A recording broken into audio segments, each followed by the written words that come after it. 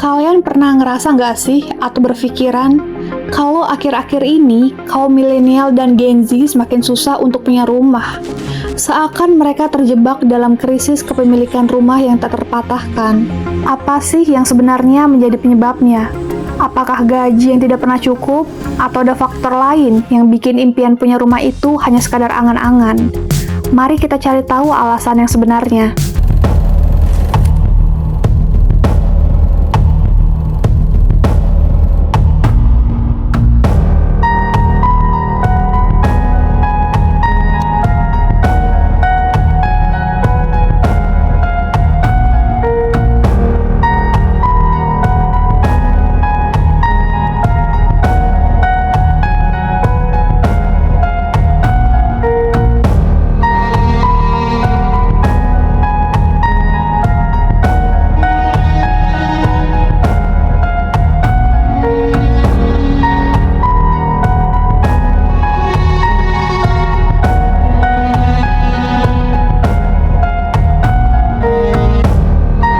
Disclaimer ya guys, jadi cerita ini kita dapat dari berbagai sumber yang sudah beredar di media sosial dan sudah kita rangkum. Untuk lebih jelasnya, yuk kita bahas di True Story.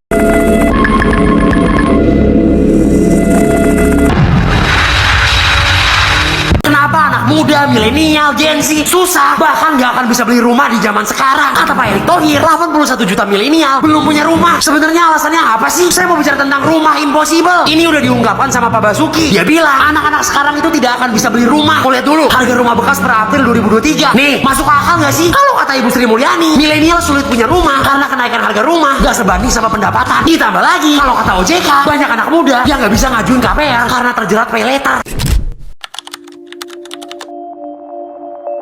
Dalam beberapa tahun terakhir, semakin banyak generasi milenial dan Gen Z yang mengeluhkan kesulitan untuk memiliki rumah. Fenomena ini bukan tanpa alasan, tapi karena berbagai faktor. Antara lain faktor ekonomi, sosial, dan budaya pun ikut berkontribusi pada tantangan yang mereka hadapi. Berikut adalah analisis lengkap mengapa generasi ini kesulitan untuk memiliki properti. Kenaikan harga properti telah menjadi masalah global, terutama di kota-kota besar. Statistik kenaikan harga di banyak negara. Harga rumah telah meningkat hingga 2 kali lipat atau lebih dalam 20 tahun terakhir. Sementara kenaikan gaji tidak pernah sejalan. Permintaan yang tinggi dan pasokan yang rendah. Urbanisasi yang pesat dan pertumbuhan penduduk telah meningkatkan permintaan rumah. Tetapi lahan dan pembangunan rumah baru tidak mencukupinya.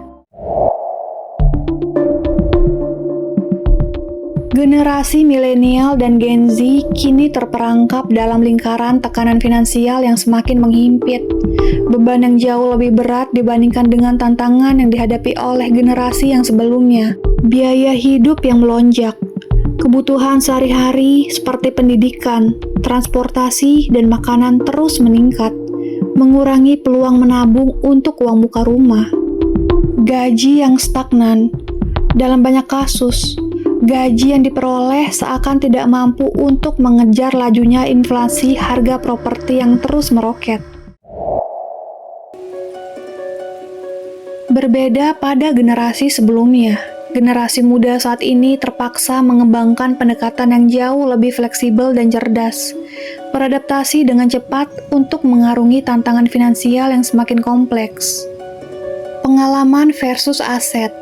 Milenial dan Gen Z cenderung lebih memilih untuk mengejar pengalaman hidup yang memukau, seperti traveling atau gaya hidup digital yang berpindah-pindah tempat, ketimbang terikat pada kepemilikan aset seperti rumah yang mengikat. Kenyamanan tinggal di kota. Banyak generasi muda yang lebih memilih untuk menyewa di kota besar meski dengan biaya yang tinggi. Itu semua hanya demi untuk memudahkan mereka mengakses ke peluang kerja dan hiburan yang tidak ternilai. Kebijakan pemerintah dan lembaga keuangan turut berperan dalam menciptakan tantangan ini. Uang muka yang tinggi. Bank seringkali menetapkan syarat uang muka yang besar, sehingga sulit dicapai untuk generasi muda. Bunga kredit yang tinggi.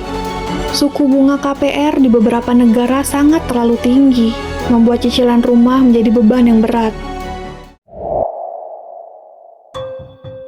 Krisis ekonomi global seperti pandemi COVID-19, resesi, dan inflasi seakan semakin memperburuk situasi, menambah beban yang sudah terasa begitu berat banyak orang.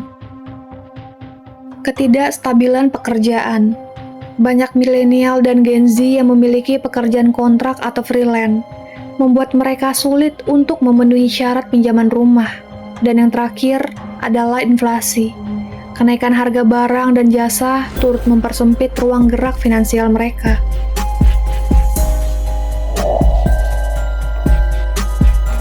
Meskipun tantangan ini cukup besar, namun ada beberapa solusi yang dapat dipertimbangkan. Yang pertama, kalian bisa mencari rumah subsidi pemerintah. Beberapa negara memiliki program rumah subsidi atau bantuan bagi pembeli rumah pertama. Pastikan untuk mencari tahu peluang ini pada wilayah Anda. Yang selanjutnya, kita dapat menyesuaikan ekspektasi. Alih-alih membeli rumah di pusat kota, generasi muda dapat mempertimbangkan properti di pinggiran kota yang jauh lebih terjangkau. Perencanaan keuangan yang matang. Edukasi finansial sangat penting untuk membantu generasi muda dalam menabung dan mengatur pengeluaran. Gaya hidup yang minimalis, seperti rumah kecil atau tiny house dan apartemen studio, kini menjadi solusi yang cerdas dan lebih hemat. Mereka menawarkan kebebasan hidup tanpa membebani dompet di tengah melonjaknya biaya kehidupan. Generasi milenial dan Gen Z menghadapi rintangan besar dalam meraih impian mereka untuk memiliki rumah, terkendala oleh beberapa faktor ekonomi, sosial, dan kebijakan yang menekan. Akan tetapi, dengan perencanaan finansial yang matang, inovasi revolusioner dalam industri properti, dan dukungan pemerintahan yang semakin kuat, tantangan ini bukanlah hal yang mustahil untuk diatasi. Tapi kini yang terpenting, generasi ini harus berani dulu untuk menyesuaikan prioritas hidup dan menggali solusi kreatif yang dapat mengubah rintangan menjadi sebuah peluang.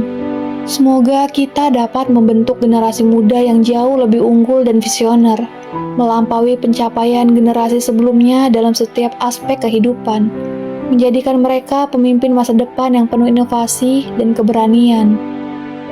Thanks sudah nonton video ini, jangan lupa untuk subscribe, bunyikan tombol notifikasi, like, komen, dan bagikan ke seluruh teman kalian. Semoga banyak pelajaran yang bisa kita ambil dari semua kasus-kasus ini dan bisa melihat sisi positifnya. Sampai ketemu lagi di cerita selanjutnya.